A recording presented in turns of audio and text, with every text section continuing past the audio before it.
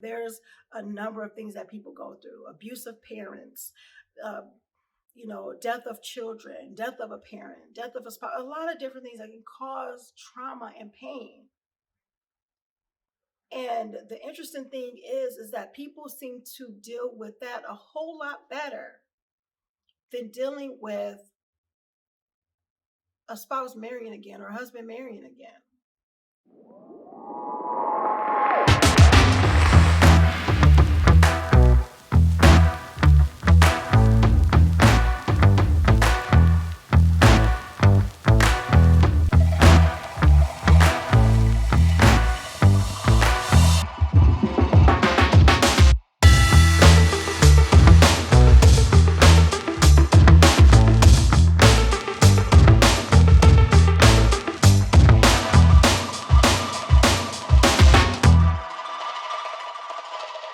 Assalamu alaikum. Peace. It's Nyla, Coach Nyla, one of the co-founders of Outstanding Personal Relationships, as well as co-author of Let's Talk Polygyny Uncensored.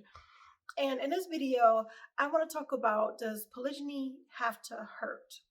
Because I've heard that in so many different comments, many different, even in other videos that were done, and emails and everything like that.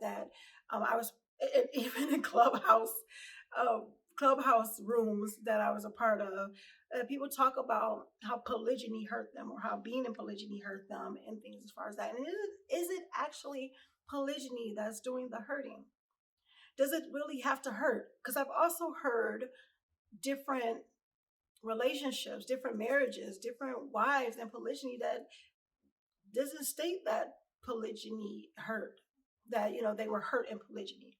Now, if they had any challenges or any pains or anything like that, or any type of growing pains, so to speak, a lot of it came from just life in general, their relationships in general, how they went about their relationships. It wasn't polygyny or the institution of polygyny, so to speak. So we hear that a lot, where people say, well, polygyny caused, excuse me. We hear that a lot, where people say, well, polygyny caused this, or polygyny causes pain, or polygyny causes trauma, or polygyny, it was because my husband married again, or, this is what I hear a lot. He took another wife. And this is why, I can't move on, or I can't, I'm feeling this type of way, and I'm so hurt. And I'm not diminishing anybody's pain or anyone's hurt. What I'm stating is it polygyny that actually caused that hurt? Or is it the way we responded to polygyny? Is it the way that we responded to how our husbands married again, or how we responded to our fear of him marrying again? I think that's the bigger question. I think that's actually the more accurate question, or at least a more accurate way to look at it. Because polygyny is an institution of marriage. So if a person is being a specific type of way that causes pain in monogamy, do we say that monogamy hurt me? Or that, my monogamous marriage, caused me pain? Or is it the person, or what the person done? Or is it the reaction or the response that I took from what they've done that caused me pain? And a couple of things, and I did a video that talked about being objective. Pains happen, challenges happen, things happen in our lives that can cause some issues, some pain, some trauma, and different things like that. And it doesn't have to just be within marriage, it doesn't have to be within polygyny. There's a number of things that people go through: abusive parents, death of children, death of a parent, death of a spouse, a lot of different things that can cause trauma and pain. And the interesting thing is that people seem to deal with that a whole lot better than dealing with a spouse marrying again or a husband marrying again. It's like they don't lose their entire minds when those different life changes happen, which can cause some heavy trauma. You know, I had a cousin who I love so much, who was a very kind, um, just kind, a lot of fun, and everybody who knew him loved him. Like everybody who knew him loved him, and he was 4 children, 4 or 5 children, I think he left behind.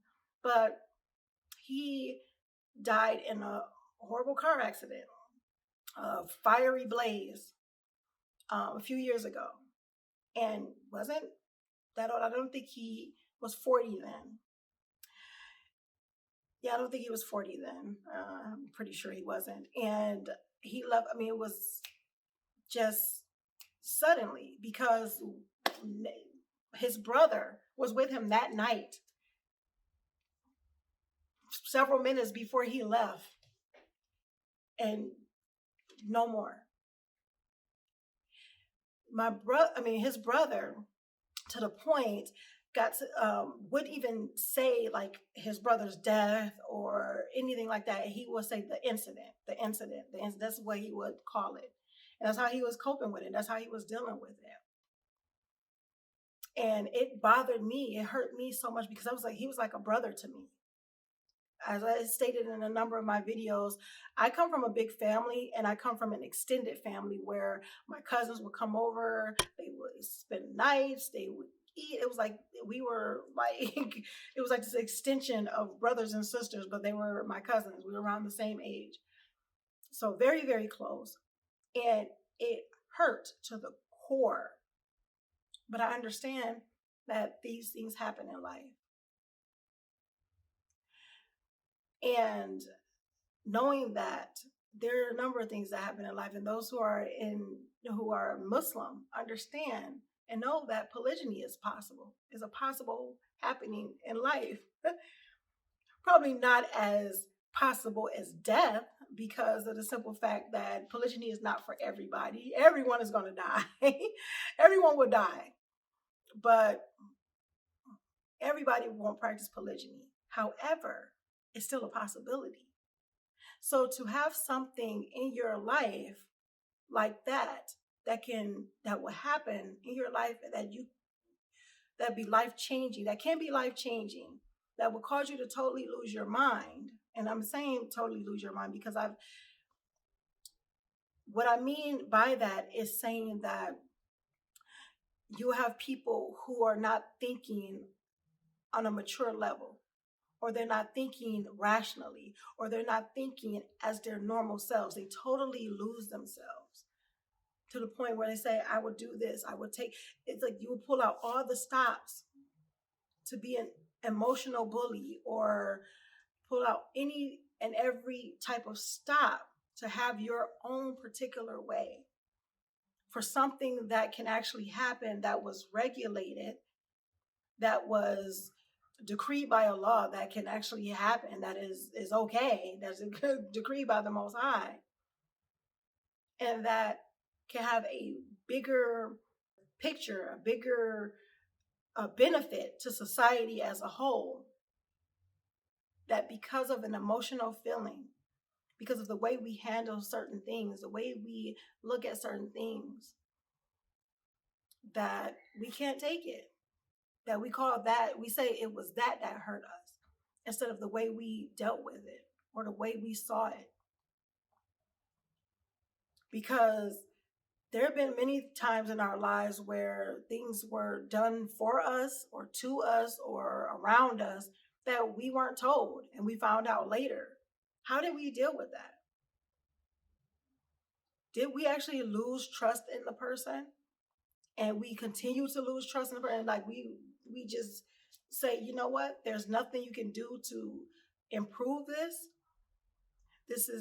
There's nothing we can do. We can't talk about it. I can't see, how I could have been.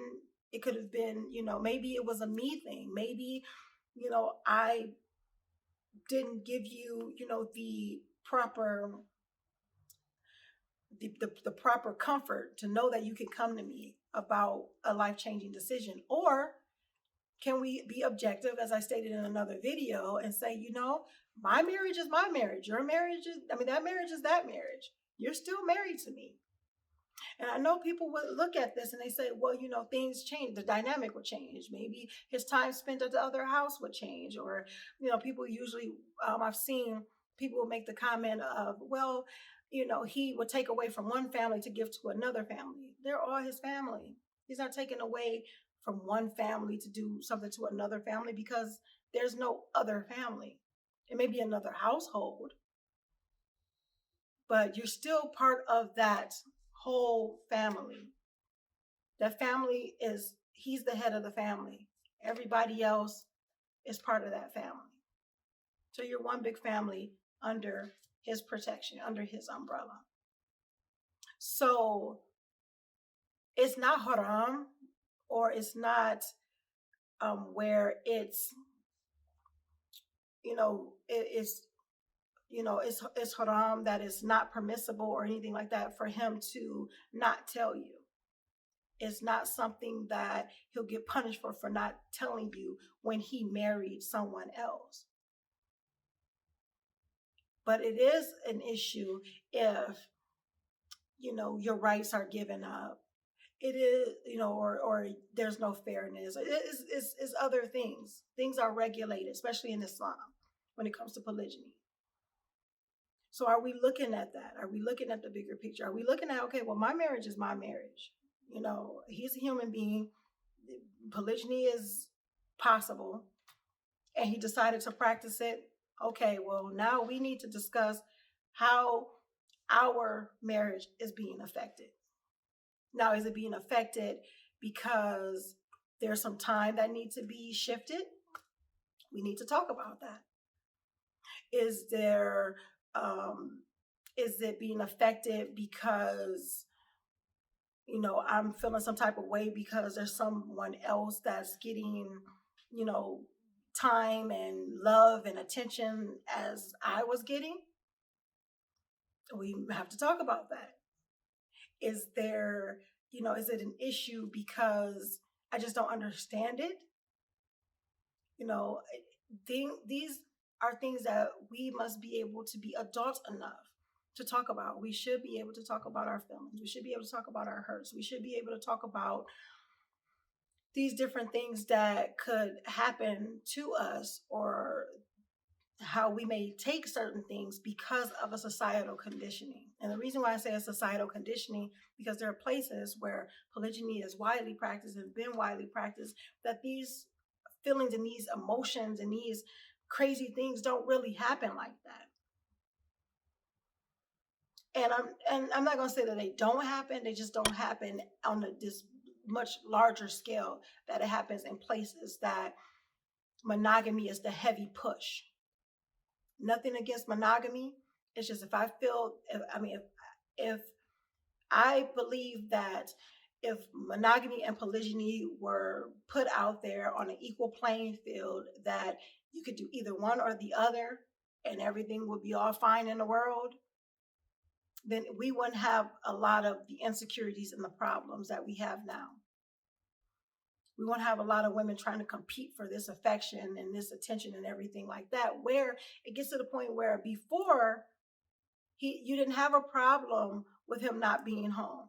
You did not have a problem with him going out. You didn't have a problem. But now, since there's another woman, there's a wife there, now it's an issue. Why is it an issue now if he's going out as much as he was before? And he may not be going out as much as he was before, because now he really got to make sure he regulates his time properly, because he wants to follow it properly. And I'm talking about those who look to follow it properly. Now, if they're not, then they do need to check out manhood programs. They need to check out how to, properly do what they need to do in polygyny, so they can have an outstanding family, so they can build a legacy, so they can combat a lot of the challenges that can happen. I mean, we go through a lot of different things and a lot of different changes. That's one thing that's constant, is change. So knowing that change could come in your life, how are you willing to deal with that change? We are adult enough. We are we should be. We should get out of a toddler stage when it comes to emotional maturity and say, how can I communicate my feelings and really not put it on the institution of polygyny, but maybe how actions were done. And if that's the case, then we should be able to say that. And we should also be able to be objective enough to say, you know what, if I if if I've done the same thing or similar in a similar circumstance or a similar type of thing, can I be called out for it? And will I make an excuse or will I take responsibility? Because I've seen that as well, where if people do different last ditch efforts and everything like that because of the pain that they say that they feel, or the pain that they're feeling, or the pain that or challenges that they're having, and they're not knowing how to deal with it, and so they do it in the wrong way, and then they end up stating that, well, I did it because of this and I did it, so they're making these excuses, or these different these excuses about why they did something that was not proper, but they won't take that from anybody else. You have to be mindful of that. So can we be objective? Can we be mindful? Can we be to the point where we realize that it's not the institution, it's not polygyny that hurt us. It's how we took the situation and how we continue to take the situation. And if we felt the person did something to hurt us, can we tell them about it? And can we grow past it and go through it? And if we can't, why not? Those are the serious questions we must ask if we want to be outstanding, if we want to have success in our relationships, even when it comes to polygyny. Because polygyny is just a form of marriage, another form of marriage. And there will be people that say, well, it's the way it was done. It's this type of thing. He didn't tell me, and he should have told me. Maybe best practices, maybe he should have, maybe best practices not. I talked about it in another video, like, okay, when it comes down to, you want to buy something that probably costs more than what you agreed to spend, and you say, I really wanted this, or I really needed this, and I'm just going to buy it now, and then we'll just discuss it later. I'll deal with the other stuff later. It may not seem as big of a deal. Excuse me. It may not seem as big of a deal because it's like, well, I didn't, it's not the same. My feelings, that doesn't hurt anyone's feelings. How do you know? Because maybe your husband feel like he can't trust you because, y'all agreed upon something and you did something outside of the agreement. So we got to be objective. Just because it's not exactly like that does not mean that it doesn't feel that same way to another person. So when it comes to hurt, let's talk about or think about what was the thing that truly hurt us. And 10 times out of 10, it wasn't polygyny. It's not the institution of marriage. It could be a fear. It could be, a feeling. It could be an action, but not the institution of the marriage. Inshallah, you guys got some good information from this. God willing, you got some good information. Make sure you like, comment, subscribe. If you enjoyed this video, make sure you share it, because sharing is caring, and hit that subscribe button if you haven't already, and be part of the notification gang and hit that bell so you do not miss an episode. Until next time, make sure you are growing intentionally, loving fearlessly, and connecting on a higher level every single day. And if you want to learn more and have some deep dive training, make sure you check out our Successful Marriage Challenge. And that's at outstandingpersonalrelationships.com/Black Friday. And until next time, I'll see you soon, inshallah, God willing. Assalamu alaikum. Peace. Here are 3 ways outstanding personal relationships can help you. Make sure you guys are following us on our social medias at Outstanding Personal Relationships on YouTube and Facebook, and on IG at Outstanding Relationships, and also Clubhouse under our names.